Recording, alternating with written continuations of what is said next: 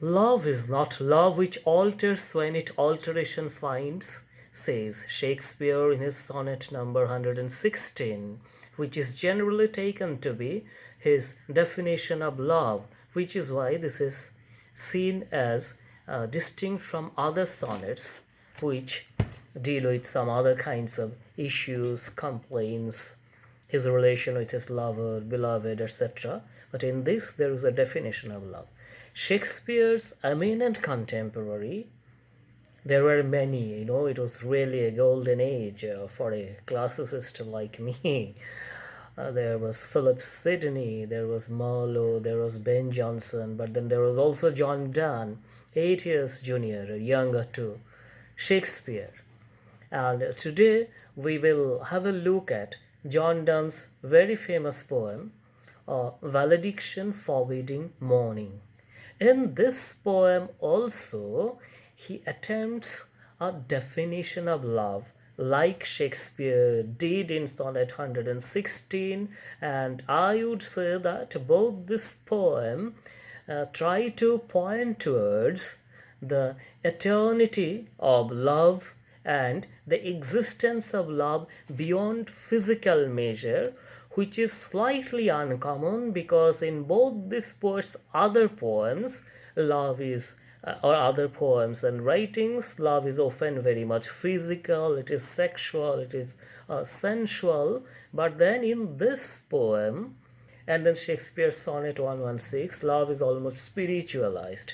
It's a fixed mark that looks on the tempest and is never shaken, more or less giving the indication that William Shakespeare and John Donne were not only chaste but monogamous, which is actually counterintuitive, we can say. I mean, the records of their lives give light to this kind of arguments. But anyway, here will come this question of the poet versus the narrator, or willing suspension of disbelief, etc. Anyway, in the valediction forbidding mourning, Donne is saying his beloved or wife, saying to his beloved or wife and Donne that she should not mourn or be unhappy because Donne is about to move out for a journey. That was the Renaissance times, explorations that started, and then men used to move, rarely women. Patriarchy was there also, and that was not the age of mobile and smartphone that Andan will make a call and find out, hello, honey, where are you, and all these things were not possible. So naturally she was unhappy. And why unhappy? Because they are in love. She is, deeply in love with John Donne, and Donne also would have us believe that he also is in love with his wife to the equal extent. But then how can he leave her? And those were the days when even journeys were not very secure in comparison with today's journeys. Shipwrecks, primitive kind of machinery, or vehicles of journey, etc. Now, so Donne gives an argument here emphasizing on the spirituality of love. He says that it is only very common or idiotic lovers who feel unhappy when there is physical separation. Because because we are true lovers, so my going away from you will only be an extension of love, not annihilation of it. He gives, compares it to gold. When a gold is bitten up, it becomes thinner and thinner, and it can almost stretch infinitely. It doesn't break. So comparing love with gold is quite common. I remember at this point a very popular Bangla song by Runa Laila and others, যেজন প্রেমের ভাব জানে না তার সঙ্গে নাই লেনা দেনা খাঁটি সোনা ছাড়িয়া জেনে নকল সোনা সেজন সোনা চেনে না. That is the one who takes, cannot recognize true gold or genuine gold is actually a fool. So true love is like genuine gold, and the rest is like counterfeit things, ornaments. Anyway, so but then the poem starts with reference to deaths, because this is the metaphysical trend. You do not start in expected lines with a shock, with a jolt. It says, as virtuous men pass mildly away and whisper to their souls to go, while some of their set friends do say the breath goes now, and some say no. So as virtuous men pass mildly away. It is a belief in the Western world, or even in the Hindu world, and I believe in other religions also, that people who are holy or virtuous, when they pass away, it is very tranquil, it is very painful. Very peaceful, whereas the death of a sinner or lesser mortals like us are terrible. In fact, in Indian, Yoga Shastra, it is said that the great yogis depart from their bodies in samadhi, during trance. And this has been the case of even Ramakrishna and Vivekananda, in spite of the fact that Ramakrishna was ill, but before he died, there was a trance. And the same happened with Vivekananda and many others. Well, whether there is some spiritual element in it or whether it is a case of self discipline, that I do not know, but Donne uses the same analogy. So, but then when common people like us who die, then breathlessness, 108, that signal, and then people crying, all, it's not like that. So the virtuous people die only in samadhi like that, and they pass away. And even the friends who are around, they are not even sure whether they have died or not, to till a certain point. So starting with the analogy of death, then he says, so let us melt and make no noise, no tear floods, nor sigh tempests move. It were profanation of our joys to tell the laity of our love. He says, so let us melt. Melt obviously also has a sexual connotation, but here in the sense of separation, and make no noise. People who are not only spiritual but who are refined, who are elite, they do not make much fuss or public show of their love or sadness. They take it in more or less a stoic way. So, not like as not like shown in the Hindi movies, "मैं लायला लायला चिल्लाऊंगा कुर्ता फाड़ के," not that kind of thing. Those are very funny, So, so let us melt and make no noise, no tear floods, nor sigh tempests move. Tears floods, when people cry. I won't say women cry because that will be gender based remarks. People cry, and then when lovers and beloveds depart, lot of crying, so it is almost like flood, tear flood. So Donne is ridiculing the traditional custom of courtly poetry also, like hum dil de chuke sanam, and then keeps crying, lut gaye, and all that. Hindi movie gives us adequate example. Or sigh tempest move, people keep sighing, gone my beloved lover, and then it is almost becomes like tempest. Donne said, no, let's not do these things. So just like the virtuous men pass from this world to the other world in a state of trance, samadhi, let us depart. It were profanation of our joys to tell the laity of our love. Refined people, sophisticated people, educated people do not make public display of their their emotion, love. So the laity should not be told, that they are in love. Unlike, as is shown in movies, both Bollywood and Hollywood. Then another analogy to support his point. Moving of the earth brings harms and fears. Men reckon what it did and meant, but trepidation of the spheres, though greater far, is innocent. That is, moving of the earth, When the earth moves, he's referring to earthquake actually, not the rotation of the earth. When earth moves, there is earthquake, there's a lot of problem people have. But the spheres, there was the idea of these spheres. I mean, spheres are there, universal spheres, and then Pythagoras' idea of music and all that, and 9 spheres. When they move, we even do not know, though they are much greater than Earth. This is scientifically also can be validated. Even the galaxies are moving. The entire solar system is actually moving. We initially in between thought that sun is static and we are moving, but then no, everything is moving, apropos of something else. Anyway, so but then those things we do not know. But when earth moves, there is havoc. The indication is that when greater people, engage in love or sadness is not known. But when lesser people have this, either, we, they keep la la la la chillanga, or then shrieking nahi balut, that kind of things. Actually, this is cheap, pretty.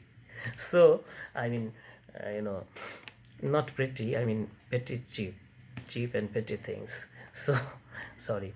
So, then again he says, dull sublunary lover's love, whose soul is sense, cannot admit absence, because it doth remove those things which elemented it. Dull sublunary lovers, he is separating himself and his wife from sublunary mortal lovers. Moon, adjective lunar. Sublunary means under the moon, that is people on earth. And those above the moon are translunary, that is heavenly. So they are heavenly, he and his beloved. He tells us so. It is a kind of performative. By saying that, he establishes that he and his beloved are sublunary. That is comparable to again another kind of Bollywood strain, like where we stretch our love to 7 previous births. Hum tum sanam sato janam milte rahe jaise. So anyway, so dull sublunary love. Why I'm laughing in between or smiling, I will explain it at the end of the poem. Dull sublunary lover's love, whose soul is sense. For dull sublunary people, material people, rajasic and tamasic people, their body is their soul. They don't have any idea of the soul. They are the rakshasas, asuras, daityas, gluttons, like that. So they understand only physical togetherness, mixing up and humping, procreation and all that. They don't have any higher idea of love. So out of sight, out of mind. So that is about them, but why should we like that? So in their case, love disappears when there is absence, because the thing that cemented it, breaks up. What cemented their love is basically physicality. But in case of higher people, there's spirituality. Or if you do not believe in spirituality, scientifically also it is proven, the best match happens between couple persons who have the same level of IQ. Though IQ is a contested concept, but it's not that who looks good and all that. So if you want to have some practical things from this lecture, because UGC and all are very much interested in learner outcome focused curriculum or something like that. So the takeaway point is that get the IQ of you and your lover or beloved tested, and if it is the same level, you will be continuing happily. Wavelength match, as we say, isn't it? So that is important. Elemented it. So about but we by a love so much refined that ourselves know not what it is, interassured of the mind, careless, eyes, lips, and hands to miss. But we have been made divine by such a love that we even ourselves do not know what it is. Love cannot be expressed. In Bhakti Sutra, formally of devotion, Narada Bhakti Sutra, Sandilya Bhakti Sutra, these two are very famous. In them it is written that true love cannot be expressed. Anirvachaniyam prema swarupam. Though it is related to the anirvachaniya, cannot be, Donne is saying here the same thing. Then he said, and the Bhakti Sutra says, Mukha Swadanavat. If a dumb person, though it is politically incorrect perhaps today, but then we have to keep in mind the time, eats something, say rasgulla, he cannot express the feeling of it, however joy he has. It is a painful thing, cannot express as the taste. But similarly, in case of true love, you cannot define it. That is why the Bhakti Sutra says that it is Mukha Swadanavat. Anirvachaniyang prema swarupang Mukha Swadanavat. Then Prakashate Kwapi Patre. It is not available everywhere. What people call love is not love, it is sex or desire. So Donne is also making the distinction. So Prakashate Kwapi Patre. It is available only in select few. So the Chaitanya Mahaprabhu, Mirabai, that kind of thing. Anyway, Donne here is taking their love to the same level. Our two souls, therefore, which are one, though I must go anyway, interassured of the mind, since we are assured of each other's mental dedication, spiritual dedication, even if we miss our eyes, lips, and hands, people in love touch these frequently, each other's, and more things, follow. But anyway, so interassured of the mind, since we are inter, it doesn't matter if we miss our bodies. So, our two souls, therefore, which are one, though I must go, endure not yet a breach, but an expansion, like gold to airy thinness bit. So, when two of us, which are almost one, if I go, it is not a break or, break or breach of our love, but an extension. Just as when you beat gold, it doesn't break. If you beat a piece of glass, it will break. But if you keep beating gold, it will go on extending, and extending like that. And then he says, it is like one, in our marriage, Hindu marriages, it is said, Yadidang Hridayang Tadidang Hridayang Mama, so on and so forth. What is your heart is my heart also, the husband and wife take pledge. And then he says, well, if you think it is two, okay, let it be two, but let us think this two in terms of a compass. Compass, this thing, there are two legs. You draw circles and do other things. Now, the thing is that only if one leg of the compass is fixed, the other can do the needful, make a circle or draw a circle or whatever it is. So, he says that you be the fixed foot, telling his wife, so that I can do the needful, I can make the circle. So, that is the most famous metaphysical concept. When we say metaphysical conceit, metaphysical poetry, what immediately comes to our mind is that of a conceit, far-fetched imagery actually, not in the sense of pride, common sense. So here, and then the most famous conceit is that of the compass of John Donne. So I think you've understood here, compares lover and beloved to the two inseparable legs of a compass, and only if one is fixed, the other can make the whole circle. So the wife should remain at home and the husband should make the circle. Now the feminists will question, they have questioned, they have the right to question, that why it has to be the husband. Now Donne was not a feminist. Why it has to be the husband will take the tour and wife will be the fixed feet. Why it can't be otherwise? Well, the answer is the times were different, so that's why.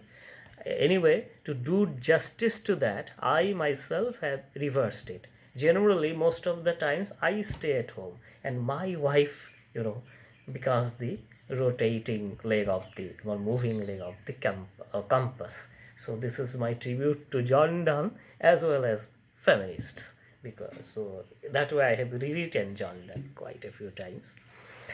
That's why I was smiling in between, because it was coming at the back of my mind, otherwise I would have forgotten.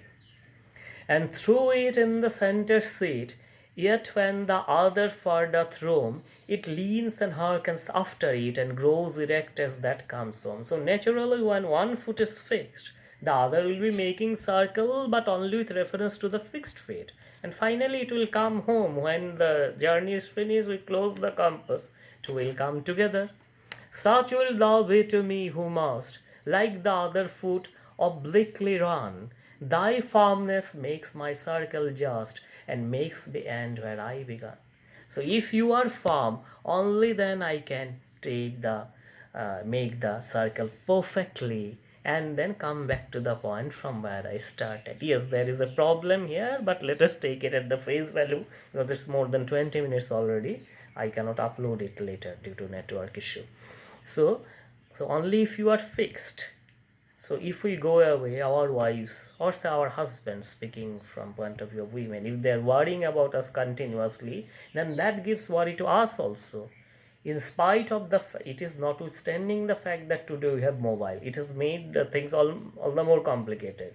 When there is no network, you are calling no, then there is a greater anxiety. So it says that Donne says that the one who stays at home must be stable. Only when the one who stays at home is stable can the other one do everything necessary, and thus circle is complete. Two cannot be active parallelly. That is what Donne wants to mean. I am quoting Donne's view, and I have also said that I do not believe that it is the woman always who has to be the fixed foot. It can be man also, like myself. So we have the image of we worship Kali, sheep Kali. Sheep is lying down and Kali is the active thing. So there are, but the point is, if there is a movement or this kind of separation, both the partners should be assured of each other. Otherwise, there is great anxiety, lack of trust, and then finally the circle won't be drawn properly. So I end here today. Thank you very much.